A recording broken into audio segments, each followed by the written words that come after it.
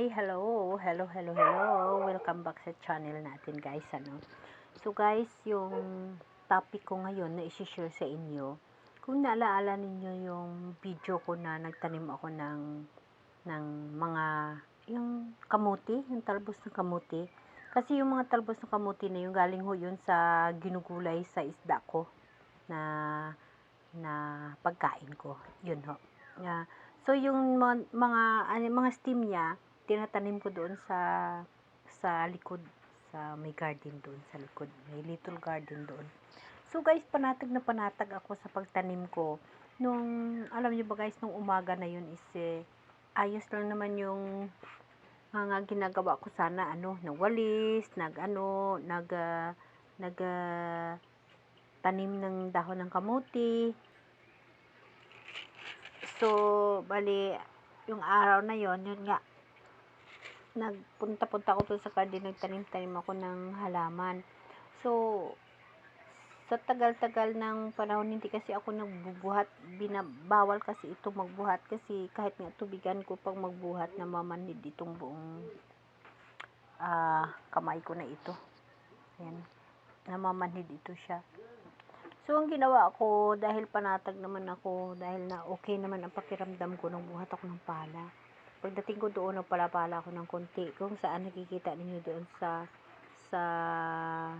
nakaraan kong video na nag-garden ako. Pagkagabi ho noon, talagang nadaliw ako, parang himatayin akong pakiramdam ko. Kaya, maaga pa ako nagpahinga at hiniga ako ng mga 3 oras. Saka ako nagtayo at magkain. And then, nag-inom ako agad ng gamot nun. Instead na inom ako ng gamot ng mga 7, uminom na ako ng gamot ng mga 5:30 pa lang magiga-iga kasi parang pakiramdam mo parang himatayin ako. Parang ang ito dito na side at saka yung ito ko, walang lakas. Parang babagsak. Parang maganon na lang siya. Yan.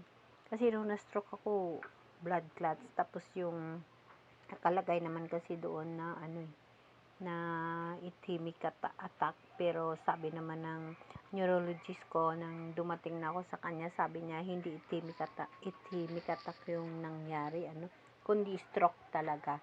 Kasi ang pamamanhid ng katawan ko is after 2 years na hindi pa rin nawawala ng continuous medication. Sabi niya hindi daw ho yun stroke, hindi daw ho yun mild stroke ang nangyari, kundi stroke talaga. According sa neurology doctor. Yun. So, siyempre kung ano sasabihin ng doktor, yun na paniniwalaan mo kasi doktor sila eh. And then, yun na nga, sobra saba ang pakiramdam ko nung araw na yun. Tapos, kinabukasan, dahan-dahan, parang okay naman. Sa kahit namigat ng konti, naligo kami sa dagat. So, nag-normal. So, ngayon, pangatlong araw na, medyo okay na naman ako. Pero yun lang, iniingatan ko na hindi makabuhat ng mabigat. Siguro na overuse na naman. Na overuse kaya talagang parang himatayin na. Parang dito lang mula. Tapos dito. Yan. Sobra bigat. Parang maganon na lang ako. So, ganun guys yo. Ang dapat ko ingatan o yung mga experience o yung mga bagay na yun na sinishare ko sa inyo is totoong nangyayari sa sitwasyon ko sa paglaban ko sa aking sakit. But ngayon, alam ko na makarecover tayo. Tingnan nyo guys, yung ito ko. Kung sa amin pa kasi pingkaw, hindi ito. Ito siya guys. So, nung nakaraang araw, ito ko siya guys. Sobra ito sakit. So, ang ginawa ko, dahil na, siyempre nagsisearch din tayo ng mga bagay-bagay, ginanyan ko lang siya, Yan. Tapos din ganyan. Kahit nga ngayon may kunting sakit pa siya. Alam nyo ba guys, ito yung lumabas. Ito, kung nakikita nyo na ang malaki niya. Yan, malaki niya na itim. Yan, ho. Ay, sana ba yan? Yan yung malaki na itim niyan. Kung nakikita nyo. Yan, ho, lumabas. Sobra sakit yan. Ngayon, konti-konti na lang ang sakit kasi minamassage ko na naman siya na pag ganyan ko. Yan. Pag minamassage ko siya ng ganun. Yung mga ganung bagay na kukuha ko lang yun sa mga pag-search din. Siyempre, tutulungan natin yung doktor natin kung paano gumaling. At mismo sarili natin. Kasi pag hindi natin tutulungan, wala. Talagang hindi ka makakilos, halos hindi ako makakakilos. Pero ngayon makagawa na ako ng konting mga gawain pang bahay.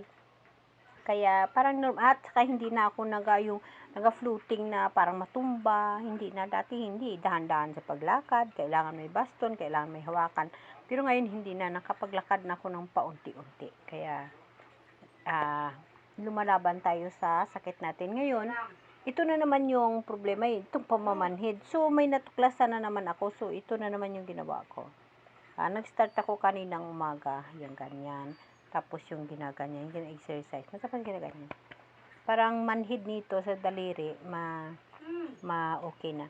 Kasi ito, siyempre, ito lagi editing, tapos nagluluto talaga ako dati, yun talaga ang trabaho, kaya yan siguro guys.